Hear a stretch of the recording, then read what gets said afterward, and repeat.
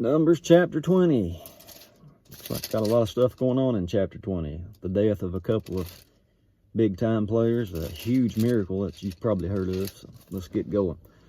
Then came the children of Israel, even the whole congregation, into the desert of Zin in the first month, and the people abode in Kadesh, and Miriam died there and was buried there. Miriam, that's Moses and Aaron's sister. She died there.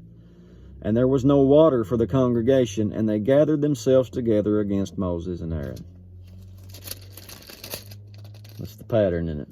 And the people chode with Moses, saying, Would God that we had died when our brethren died before the Lord. They all the time want to speak death, aren't they? And why have you brought up the congregation of the Lord into the wilderness, that we and our cattle should die there?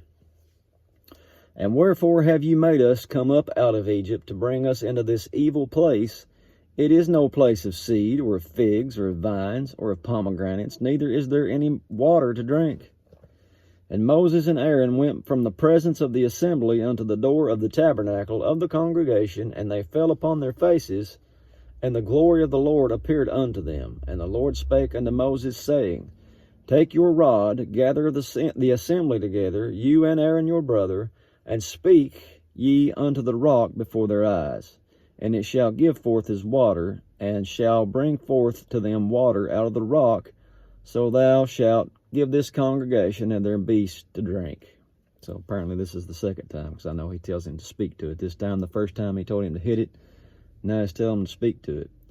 And Moses took his rod from before the Lord as he commanded him, and Moses and Aaron gathered the congregation together before the rock, and he said unto them, Hear now, you rebels, must we fetch you water out of this rock? So Moses is a little angry. I have a feeling that's what caused him to do this the wrong way.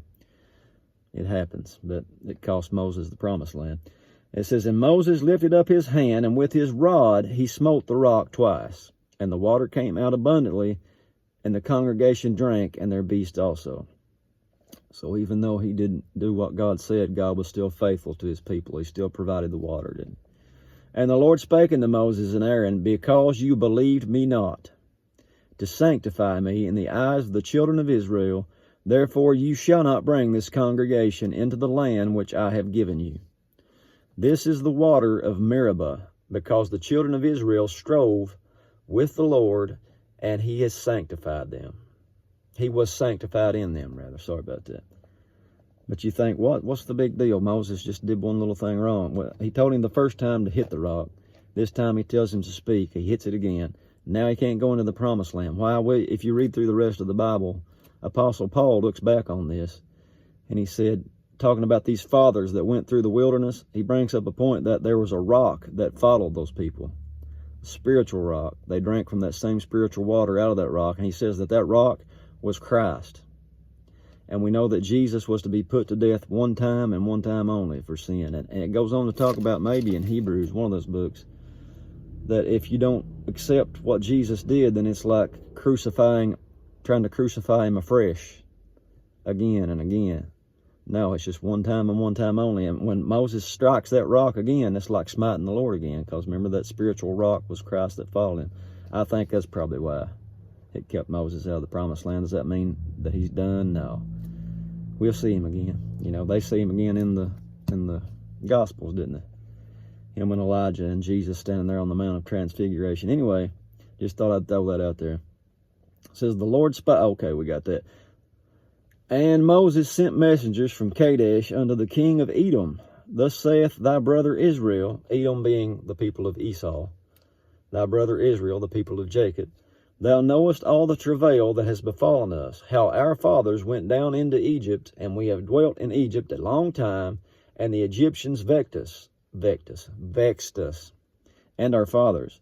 And we cried unto the Lord, he heard our voice, and sent an angel, and has brought us forth out of Egypt, And behold, we are in Kadesh, a city in the uttermost of thy border. Let us pass, I pray you, through your country. We will not pass through the fields, or through your vineyards, neither will we drink of the water of your wells. We will go by the king's highway. We will not turn to the right hand nor to the left until we have passed your borders. And Edom said unto him, You shall not pass by me, lest I come out against you with the sword. And God will remember that later on down the line.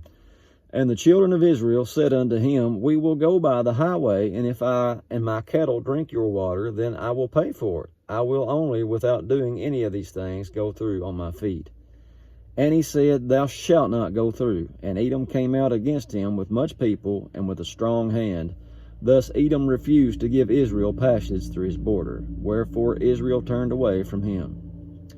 And the children of Israel, even the whole congregation, journeyed from Kadesh and came unto Mount Hor. And the Lord spake unto Moses and Aaron in Mount Hor by the coast of the land of Edom, saying, Aaron shall be gathered unto his people, for he shall not enter into the land which I have given unto the children of Israel, because ye rebelled against my word at the water of Meribah. Take Aaron and Eleazar his son, bring them up to the Mount Hor, and strip Aaron of his garments, and put them upon Eleazar his son. And Aaron shall be gathered unto his people, and shall die there. And Moses did as the Lord commanded, and they went up into Mount Hor in the sight of all the congregation, and Moses stripped Aaron of his garments, and put them upon Eleazar his son. And Aaron died there in the top of the mount, and Moses and Eleazar came down from the mount. And when all the congregation saw that Aaron was dead, they mourned for Aaron 30 days, even all the house of Israel. So that had a lot going on. And now you had Moses, Aaron, and Miriam, all three siblings. Two of them's now dead, and one of them ain't going into the promised land. That's the way it worked out. Show up tomorrow, and we'll see about the next one. God bless you.